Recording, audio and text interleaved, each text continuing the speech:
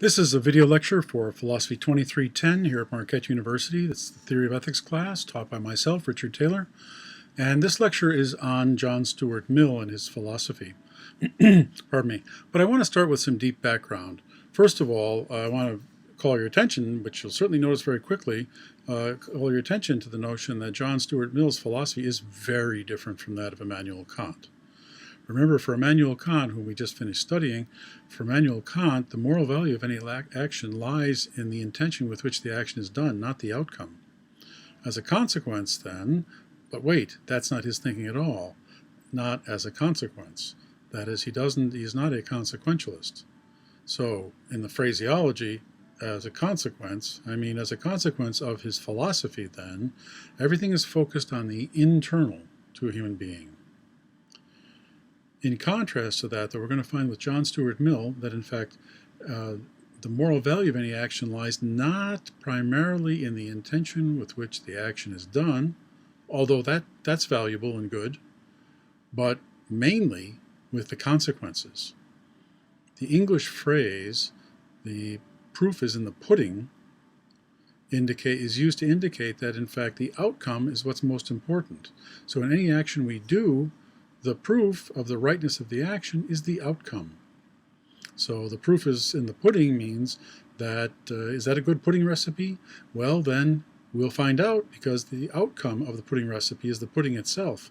And if the pudding is good, then whatever we put into it must have been good.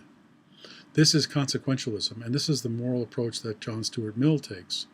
This is what's really involved in utilitarianism, which aims at the greatest good for the greatest number. But I want to go into some deep background here, and first of all, to consider Plato's Republic, Book 2. And you don't need to have read Plato, I'll tell you the story. So in Plato's dialogue, one of the characters brings up the story of Gyges the Lydian. And Gyges was a shepherd who worked with sheep in the fields, and one day there was a rumbling earthquake. Earthquakes are fairly common in the area of Turkey and Greece these days. And so there was a rumbling and an earthquake, and the earth opened up. And what opened up before Gyges, the sheep had run off, I suppose, but what opened up before Gyges was a cave. And in the cave he could see treasures, chests full of gold and coins and things. And he saw a statue with a man on a horse, and the man is pointing his arm forward, and on the man's hand was a ring. And Gyges was just astounded by this, but he was alone, and so there was nobody to tell it to. So he jumped in and he started filling his pockets with things, but then he heard another rumble as if maybe the cave would close. So he grabbed the ring off the hand of the statue and put it on his own hand, and jumped out just in time because it all closed up. Gyges then went back to where the sheep herders would agree to meet at night, and they're around a campfire, and he ran back, and they kept talking as if he were not there, because he couldn't talk because he was out of breath. But he was standing there among them, and it was as if he was not there. They were talking about him. And finally he somehow did something with the ring, and he appeared among them. Now, you know, if you're at a campfire and someone comes from outside the campfire, they're coming out of the dark, and you don't see them until they're in the light. And so he seemed just to pop up among them. And they asked him where he was and that sort of thing. Well, he's still a bit out of breath, but he soon realized that if he would rotate the ring 180 degrees, he would become invisible. And then if he would rotate it again, he would become visible. Now, Plato, in the context, goes on to say that Gyges realized the power that this gave him. He could steal anything he wanted. He could kill anyone he wanted to. And so Plato says that Gyges went on to seduce the king's wife and kill the king. And apparently there's something about seducing women if you're invisible. I don't know how that works, but that's in Plato. And killed the king, and went on to rule. And the moral of the story is that those who have the power to get away with whatever they want are the persons who are most powerful by nature. So this is justice by nature, getting whatever you can for yourself. And if you've got the power, then you just get everything for yourself. And everyone would do that. And this was described in the dialogue then as justice by nature. Now Plato's characters attack this idea, but I want to use the idea here to bring up the notion that, in fact, we human beings, if we have the power to do what is immoral without being caught, then it's very tempting, and we sometimes do it. So let's use this example. If you found that you could cheat on your taxes and there was no chance that you would be caught on this, then would you cheat on your taxes? It's an interesting issue. There's no chance of being caught. So would you rather pay more money to the government, which maybe you think wastes your tax money? Would you rather pay more money to the government and be in accordance with the laws of the land in which you live? Or would you, in fact, steal from the government in the sense of not filing your taxes? And we could take a vote on this. But if we take a vote, how many people, if you could do it without any consequences, how many of you would, in fact, cheat the government on this or not pay your taxes? Well, the story then is like the ring. If you have the ring, what would you do with it? Would you do everything that you could get away with if you're sure you're not going to get caught? So this was put forward as justice by nature, and it's the will of the stronger. Now, this notion of justice by nature continued in other philosophers as well, and we see it in Thomas Hobbes as well. So it's a kind of egoism, and that is the notion of getting everything you can for yourself. And for Hobbes, it rose to the notion of it is right to do everything, right and natural for you to do everything that you do for yourself. This is a philosophy to live by. And of course, what is good for you is what is pleasurable. So Thomas Hobbes was also a hedonist. So we have, by nature, our state of nature is that we try to get everything we can for ourselves and give ourselves the most amount of pleasure possible. This is human nature. And in this context, though, life is very difficult because it means that whoever has a bigger knife or whoever is stronger is the person who may take away your purse. Men carried money purses at that time, so someone could steal your purse and kill you. And that's just the natural way things are. The will of the stronger. Justice is the will of the stronger.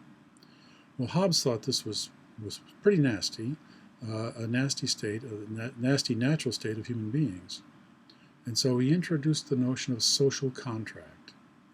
And he reasons that we have a kind of implicit contract or agreement in society that we will restrain ourselves for the sake of the good of the whole society. If everyone had to have a knife or a gun because they might have their purse stolen at any time or their wallet stolen at any time, then this would be a very, very dangerous society. So we have a social contract whereby we agree that the state and the police and others should in fact administer punishments, perhaps by hanging someone who is killed or murdered. Someone has murdered another person. That person, the law says that person then will be hung by the neck until dead. Well, then the state would take care of that. We wouldn't have to do that individually. But this, of course, is a contract where we agree that we are going to limit our rights too. We don't say that we have the right to steal someone's purse anymore. Rather, we agree that we will not steal someone's purse, and we agree to have the state take over the enforcement of this contract. And so there's a contract here. So he says that this is a natural thing that arises in society as a result of the extreme difficulties of existing in a state of nature where there's such competition for everything and violence. And so we constitute a social contract, and that's how cities and societies are formed. With a social contract, with laws established by the individuals and agreed upon by the individuals, even if they do not sign anything. Nevertheless, there's a kind of social contract. And that was the view of Thomas Hobbes. So notice that here there's a kind of egoism. I come first, myself comes first, a kind of hedonism where what is good is pleasure. The state of nature is where this is a competition for as much pleasure as possible for my own self, and then this is limited by the notion of a social contract to make the society one where it's safe to walk down the street. Now, John Locke comes a bit later, born in 1632, and there's an excellent article in the Stanford Encyclopedia of Philosophy, the SEP, Stanford Encyclopedia of Philosophy, on John Locke by William Usgalis. And Usgalis says the following: for Locke, legitimate civil government is instituted by the explicit consent of those governed. Notice how this is different from what Hobbes said. Here it's the explicit consent of those governed. Those who make this agreement transfer to the civil government their right of executing the law of nature and judging their own case.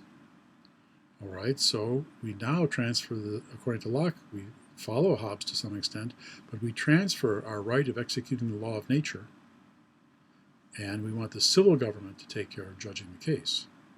He goes on, these are the powers which they give to the central government, and this is what makes the justice system of civil governments a legitimate function of such governments. Now, in the same vein, then we have David Hume. Now, all three of these, what is good and right, is pleasurable, and so hedonism is important. And the same with David Hume, a very important philosopher, in fact, one to whom Kant reacted in very deep ways. But this is just background for looking at John Stuart Mill. So David Hume is a hedonist. What's most important is gaining pleasure for oneself. But he didn't believe in the social contract. He didn't think there was any such thing as a social contract. He didn't sign anything. He didn't come to make any kind of a pledge of allegiance to some social contract of some kind. He just didn't think it makes any sense to assert such a thing. He said instead that there are certain kinds of social sympathies that we have. That is, that insofar as we're members of a social group, we care about one another in varying degrees and in different ways, but there's a kind of social sympathies.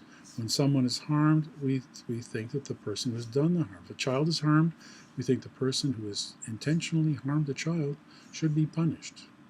And we care about the child. And out of the social sympathies and the caring for other human beings arises then laws and a system of judgment. Now I'm going to take just a short break on this, and come back to it after teaching class. Okay, let's move on from Hume here a bit. I want you to look at, I want to go through this with you a bit. This, here we go. This comment by Rachel Cohen, who has a good article on Hume's moral philosophy in the Stanford Encyclopedia of Philosophy. So this sets us up for what is going to happen with regard to Mill. So she says, Hume famously criticizes the social contract theory of political obligation. According to his own theory, our duty to obey our governors is not reducible to an instance of our duty to fulfill promises, as in the contract, but arises separately through a way parallel to the genesis of that duty. The duty to obey magistrates, when widely recognized, assures the fulfillment of promises and other artificial duties as well. So in a way, fulfillment of promissory duty depends on fulfillment of the duty of allegiance, and not vice versa. She continues, furthermore, Hume thinks it impossible that anyone should have made even a tacit, quiet, implicit promise to obey the government, given that citizens do not think that they did any such thing, but rather they think that they are born to obey it. Even tacit contract requires that the will be engaged, and we have no memory of this, nor do governments refrain from punishing disloyal citizens who have given no tacit promise. So the purpose of this is to insist that according to Hume, this idea of social contract doesn't make sense. Rather, we do it out of social sympathies, caring about other people. That's why we engage in rules and moral behavior. So he's rejecting what we saw in Locke. Now, a little more background. Jeremy Bentham is a precursor to Mill. Bentham spoke about utilitarianism, but his focus was on, again, hedonism, as we've seen in the English tradition so far, and he thought we could do a kind of hedonistic calculus. Now, hedonism is the notion that good is pleasure, and Bentham put forward the idea that we could do a kind of numbering, or giving a calculus to, giving a number count to, a number value to, of various actions. And then we would add up the number of actions that we had, the number of pleasure points we might get from an action, and then decide to do what would maximize our pleasure points. And he rejected the idea of a social contract. As we'll see, however, this conception of a hedonistic calculus where everything we do has pleasure points associated with it, of varying levels, that sort of thing, actually doesn't make sense and does not correspond to what we actually do in psychological decisions. As we'll see, Mill rejects this as well, too. I mean, we are complex psychological entities, and I mean, how do you compare the pleasure of a loved one to pizzas? If you get enough pizzas, if there were enough pizzas offered to my daughter, would she have set aside her fiancé? No, we have multiple kinds of pleasures. We are interested in pleasures at multiple levels at the same time because we are complex psychological entities. And what Bentham proposes is not in accord with human psychology, and that's its major flaw. Now, in the Internet Encyclopedia of Philosophy on Jeremy Bentham, William Sweet writes the following.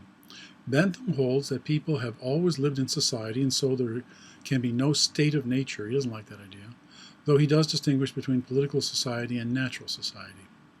And no social contract, a notion which he held was not only unhistorical but pernicious.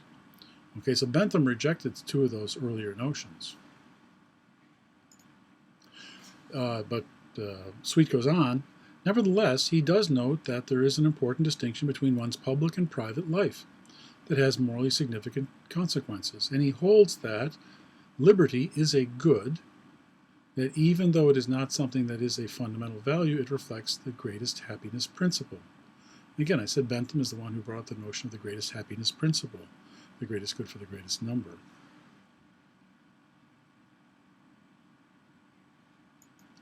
So a little more background. James Mill incorporated principles of utilitarianism taken from Bentham into the education of his son John Stuart Mill. And for John Stuart Mill, utilitarianism is the key to his philosophy. Utilitarianism is the notion of the greatest good for the greatest number, where good is defined as pleasure. So what we want to do in society, what is morally right to do, is to maximize the amount of pleasure that human beings can have. That is, we want what is good for the majority of human beings, as many as possible. And that good means pleasure. Now, Fred Wilson has an interesting comment on Mill, again in the Stanford Encyclopedia of Philosophy, something I recommend very highly. He says, for Mill, government is not a matter of natural rights or social contract, as in many forms of liberalism. Forms of government are rather to be judged according to utility in the largest sense, grounded on the permanent interest of man as a progressive being. Now, grounded on utility, so utility is utilitarianism, and utility seeks to achieve the greatest good for the greatest number. Wilson goes on, by this he means that forms of government are to be evaluated in terms of their capacity to enable each person to exercise and develop his or her own way their capacities for higher forms of human happiness. Again, we have multiple forms of higher human happiness.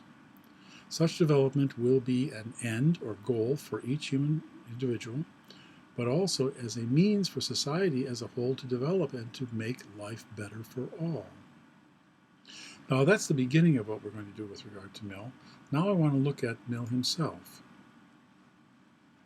And the work we're reading is Mill's Utilitarianism.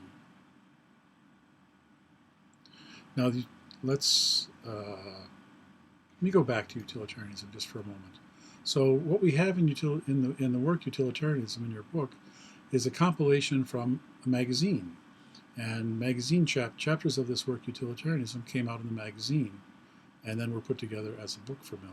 So Mill is dealing with dealing with the social issues of the day and writing on them in this magazine. The question is this, though: for whom is the magazine being written? Well, the magazine is not directed toward the poor people who can't read and work in factories and have all kinds of abusive conditions under which they work. Rather, the work Utilitarianism is written for the wealthy. And it's a plea to the wealthy to allow there to be participation in what's good by all the people, and not just those who have a great deal of money. This is at a time of a great abuse in the 19th century, great abuse under the Industrial Revolution. And so Mill wrote this treatise to the wealthy, asking them that they share, and giving them grounds for sharing the good with others who are not at their level of wealth. Now, this took place, the context of this is 19th century England.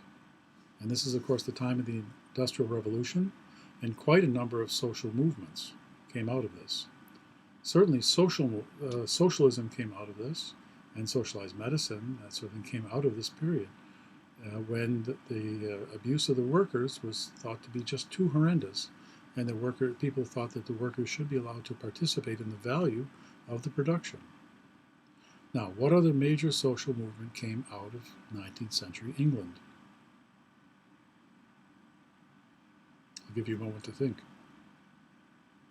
So, a major social movement, a very important treatise was written, and this was a time, if you want to get a sense of what was 19th century England was like, you should read Dickens. And of course, many of you have probably seen versions of the Christmas Carol on television around the Christmas holidays, and so you have a sense of how bad it was at that time. So what was that other major social movement that came out of 19th century England? Karl Marx wrote the Communist Manifesto in England. So the other major social movement that came out of 19th century England was communism.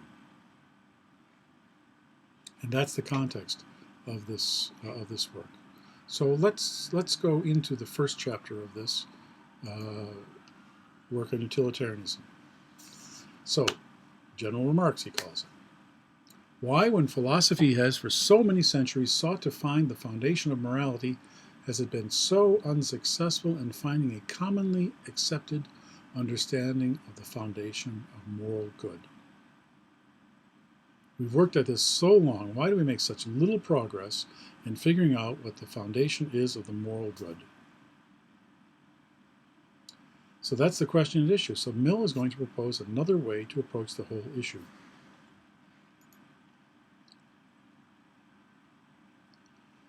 First of all, he says, with regard to the principles of moral philosophy, the proof should be in the pudding. That is, the principles of philosophy should be tested by the outcome and the consequences. So this philosophy of Mill's is going to be a kind of consequentialism. Rather than just make up any philosophy we want, rather we'll test it out. And when we find one that works well and brings out the best, which Mill will be the greatest good for the greatest number, then that is the philosophy we should choose.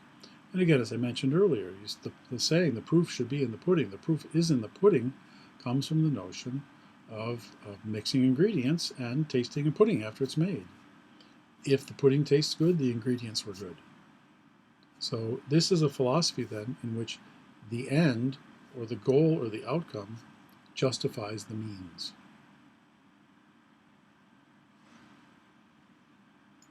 So he goes on.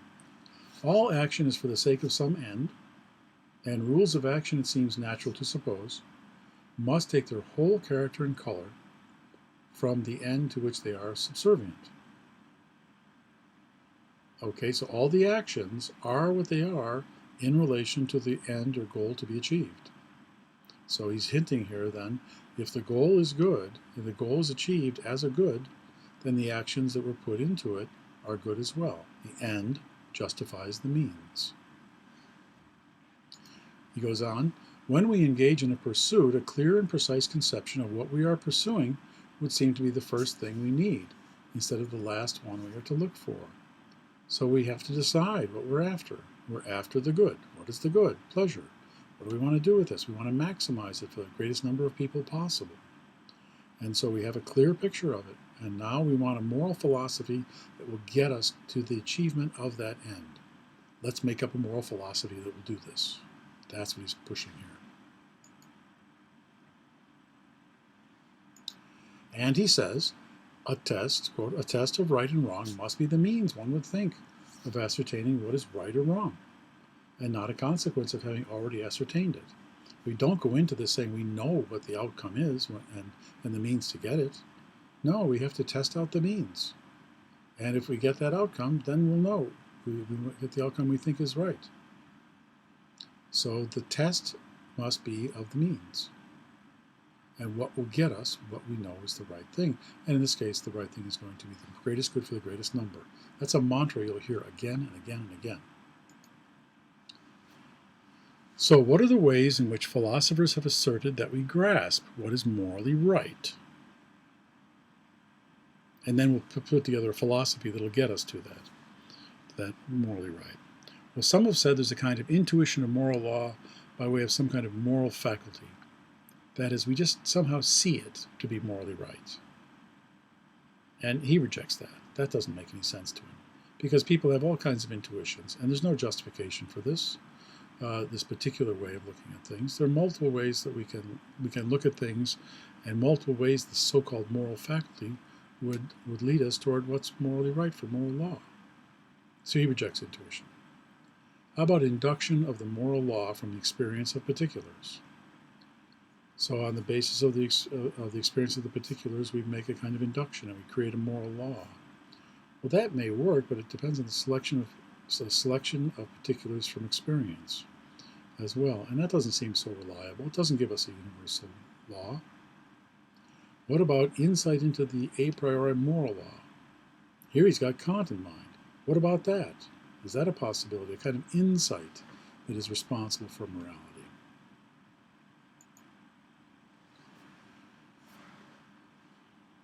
That's another possibility. How do such people get their first principles? Well, he says, they either assume the ordinary precepts of morals as a priori authority. He's talking about Kant here.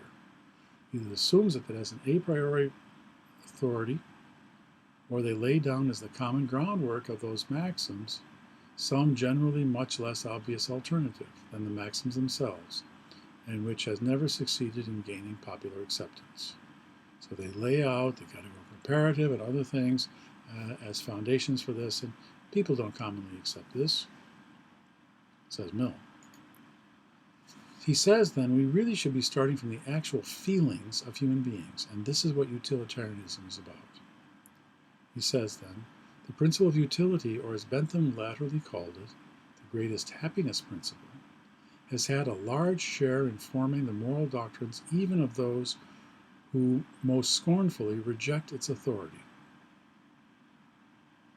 Nor is there any school of thought which refuses to admit that the influence of actions on happiness is the most material and even predominant consideration in many of the details of morals, however unwilling to acknowledge it as the fundamental principle of morality and the source of moral obligation.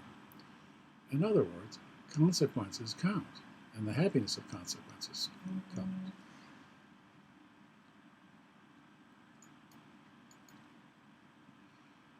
Now, regarding this, then, he asserts that Kant's moral theory requires a posteriori arguments, that is, consequentialist arguments. And he misreads, notice what I'm saying, he misreads Kant. He says that there is no a priori morality, but rather Kant misreads it, and as such, and should in fact be seeing that the moral theory requires a posteriori arguments.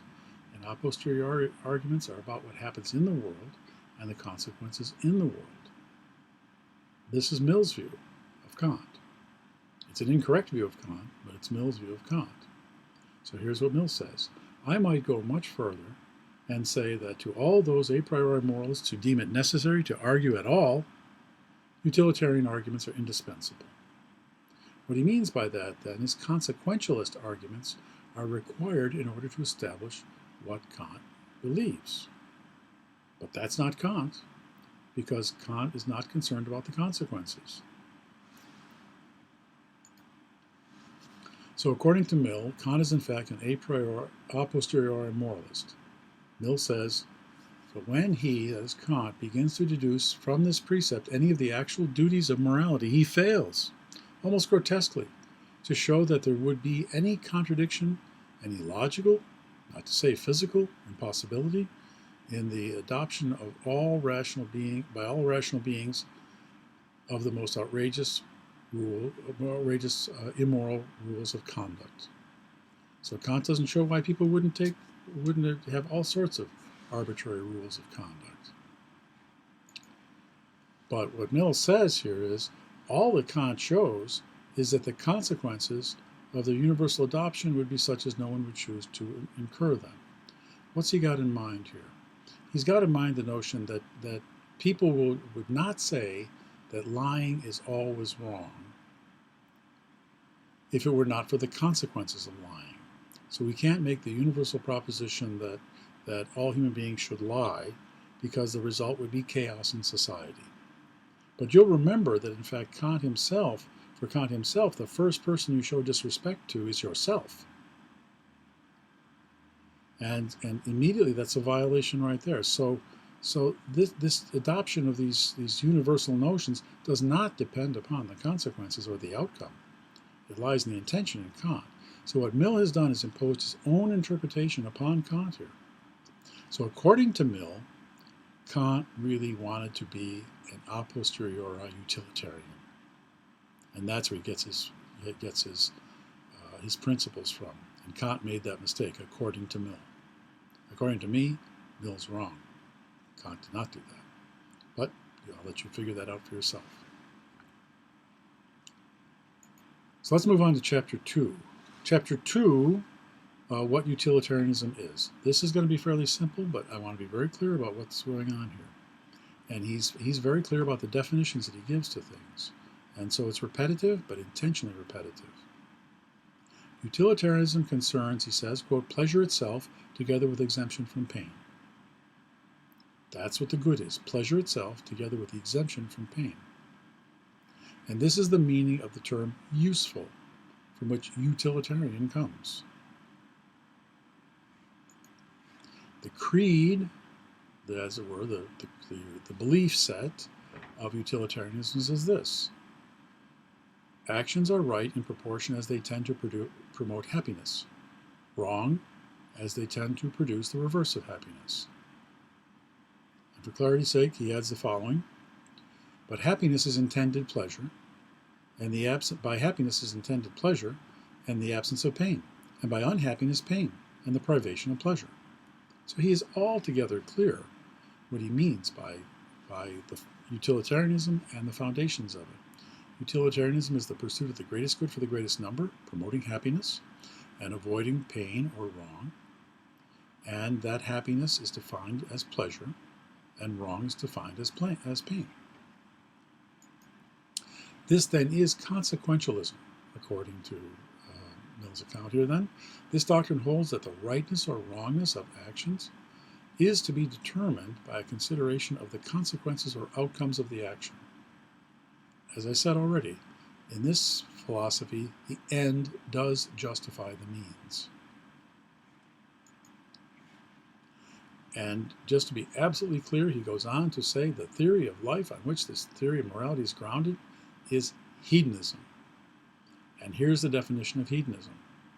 Pleasure and freedom from pain are the only things desirable as ends. And that all desirable things which are as numerous as utilitarian for any other scheme are desirable either for the pleasure inherent in themselves or as a means to the promotion of pleasure and the prevention of pain. That's it. Hedonism literally would be pleasureism. And this is what this is what Mill's philosophy is built on. It's a very clear statement of hedonism, and that's the theory of morality that grounds us. This is the theory of life part, grounding the theory of morality. Mill's no fool, however. There are higher and lower pleasures. This is not a hedonistic calculus as in Betham. Human psychology is really much more radical than that. When I go home tonight, when I go home, I want to have the pleasures of meeting my dog at the door, who's happy to see me. I want the pleasures of having dinner with my wife. I want the pleasures of talking with my son about his day. And I want the pleasures of relaxing a bit and maybe watching television. I want the pleasures of doing some philosophy and discussing things with people. I want all these pleasures because I'm a complex psychological entity. And human beings have all of this.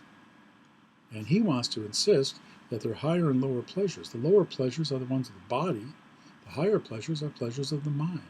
And they're more long-lasting. They're not dependent upon bodily things in the same way. So he says, human beings have faculties more elevated than the animal appetites, and when once made conscious of them, do not regard anything as happiness which does not include their gratification.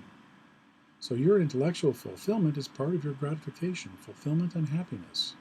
And you're not content with just eating pizza all the time and drinking beer. That's a lower pleasure. But there are higher pleasures of really understanding your work and what you're doing, why you're doing it, getting your career and succeeding in that, maybe helping other people, etc. This is a higher pleasure. Poetry is a higher pleasure. Listening to music can be a higher pleasure than a pizza. He goes on to say then, there is no known Epicurean theory of life which does not assign to the pleasures of the intellect, of the feelings and imagination, and of the moral sentiments a much higher value as pleasures than to those of mere sensation. So pleasures of intellect and mind, pleasures of feelings with regard to caring about other people and our imagination, and moral sentiments, and doing what's morally right, and feeling the result of that. These are much more important than eating a pizza. We don't say all I want to do is eat pizza. You want fulfillment in all of these areas. And that's the complexity of human psychology. And Mill recognizes that and rejects the kind of account that Betham has. He goes on to say then, it's quite compatible with the principle of utility to recognize the fact that some kinds of pleasures are more desirable and more valuable than others. It would be absurd that while in estimating all other things, quality is considered as well as quantity, the estimation of pleasure should depend upon quantity alone. No, quality is very important. And we have qualitatively different wants, needs, and desires in the fulfillment of ourselves. That is, we have qualitatively different kinds of pleasures. And you can't substitute it. For the pleasure of love, how many pizzas can you substitute for that? No, you can't. This hedonistic calculus of Bentham doesn't make any sense. And Mill rejects it completely. And this evidences itself in one of its most famous statements, and it's this: it is better to be a human being dissatisfied than a pig satisfied, because of the higher level of existence that a human being has. Our functioning is so much higher than that of a pig that it's much more fulfilling, much more pleasurable. He goes on, better to be Socrates dissatisfied than a fool satisfied. Because Socrates understands the complexity of moral matters and understands them all at a much higher level and wants to figure out what the truth is, whereas some foolish person will accept something at a much lower level and not care about it. And then he adds, if the fool or the pig are of a different opinion, it is because they only know their own side of the question. The other party to the comparison knows both sides. So I have experienced all sorts of things in life. I've experienced the opportunity to have more money than I knew what to do with after my father died. And I didn't choose the life of money. I chose the life of doing philosophy and being a teacher. Well, we're not controlled by these other things then. That is, the life of intellectual fulfillment is a very strong one and much better than that of just sitting around drinking beer all the time or something of that sort. So it's better to be a human being dissatisfied than a pig satisfied because of the quality of life. Better to be Socrates dissatisfied than a fool satisfied. Again, because of the massive difference in the quality and experience of life as a rational entity. So the Utilitarian Standard then on page 11 is clearly stated, not the agent's own greatest happiness, but the greatest happiness, the greatest amount of happiness altogether for everyone. This is the greatest good for the greatest number. How do we acquire the morality of the utilitarian? Well, it's not innate. It's not built into us, so it's not, in that, as Kant had things innate in the sense of the a priori structures of the mind. It's not innate. It comes about by habituation. We have to train young people to value this. And what is the object or goal of utilitarianism? Simple. Just keep it simple. The multiplication of happiness is, according to utilitarian ethics, the object of virtue. The object of our moral virtue or excellence is make as much happiness as possible for as many people as possible. Now, just be clear on this then. Utilitarianism then is not innate. It's not a priori. It's a human invention. This is our human response to our situation, and as he spelled out in chapter 1, the way we should put together a moral theory. So it's a human invention. Utilitarianism then recognizes human nature as it is and urges human beings to raise themselves above feelings and wants and needs and desires to a level of morality. This is the dignity of utilitarianism. That is, we want to raise it up to the level where human beings recognize multiple levels of happiness, and the highest levels of happiness are not the same as the lowest. Rather, they're radically different in quality. And so there's a dignity to utilitarianism. With utilitarianism, we want to achieve the greatest good for the greatest number. And the goods we want to achieve are high goods and fulfilling goods, and not just the good that everybody has a tasty pizza every day or something of that sort. So this is the end of my comments on chapters 1 and 2, and I think we'll let this suffice for now for this video. And there we go.